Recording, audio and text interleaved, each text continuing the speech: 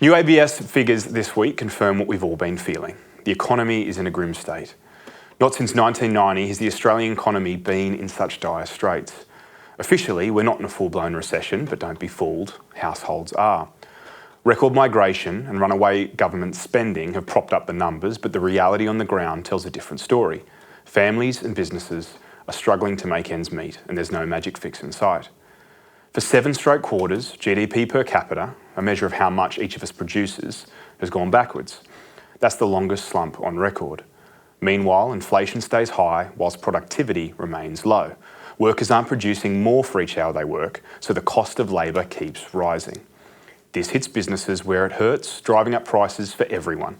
And when prices go up, interest rates follow, piling even more pressure on households. Government spending hasn't helped. In fact, it's part of the problem. Both state and federal governments are spending more than ever, taking up 28% of the economy. Another record. And this spending hasn't been covered by tax receipts.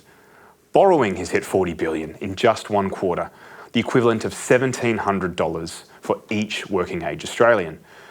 This might keep the economy limping along in the short term, but it's future generations who'll foot the bill. And while the public sector balloons, the private sector, the real engine of the economy, is left gasping for air.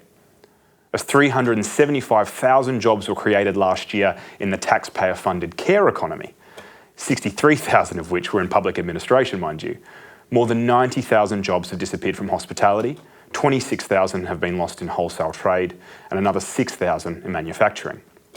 In October of this year, Australia recorded over 1,300 business insolvencies, another record, the highest monthly total.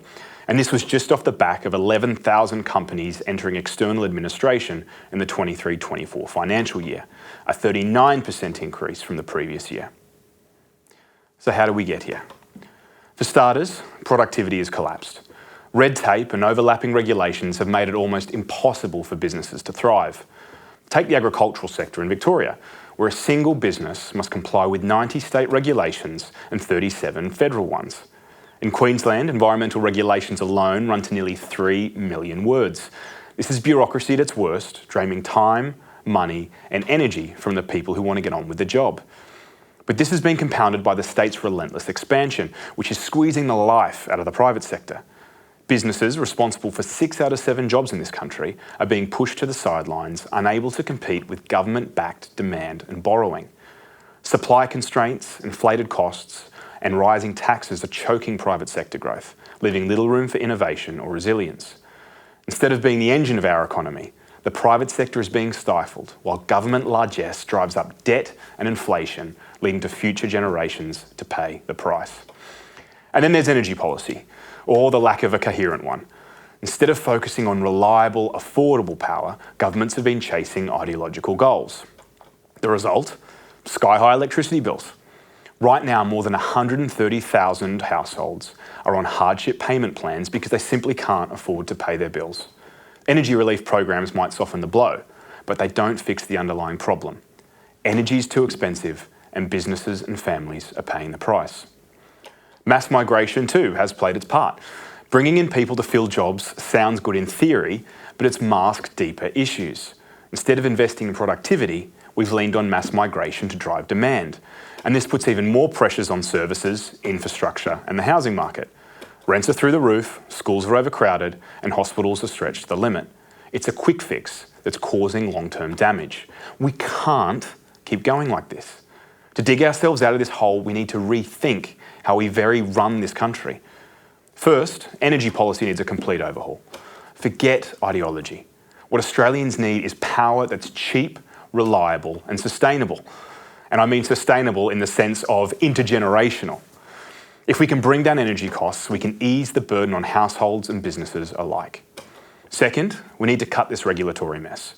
Businesses should be free to grow and innovate without spending half their time wading through paperwork and compliance. Streamlining laws and reducing red and green tape would give the private sector the breathing room it desperately needs. Third, government spending has to be reined in. It's not about cutting essential services, it's about making sure every dollar spent delivers real value. That means tackling waste and focusing on outcomes, not just throwing money at the problems. Fourth, we need to rethink migration. It's not about shutting the door, it's about managing demand and ensuring our services and infrastructure can cope. Quality, not just quantity, needs to be the goal. Finally, we need to make Australia a more attractive place to do business. That means rethinking tax and royalty rates to encourage investment and growth. If businesses are thriving, jobs will follow and the economy will grow. The bottom line is this: the economy is struggling and people are hurting. But this isn't just about numbers on a page, this is about real lives. Families worried about their next bills. Businesses wondering how much longer they can even keep on going. We need to stop tinkering around the edges and make some bold and decisive changes. It won't be easy, and it won't happen overnight. But if we get energy policy right, slash bureaucracy, rein in spending, and focus on the private sector, we can turn this around. Australians deserve better than what they're getting right now. And for both our state and federal governments, it's time to deliver.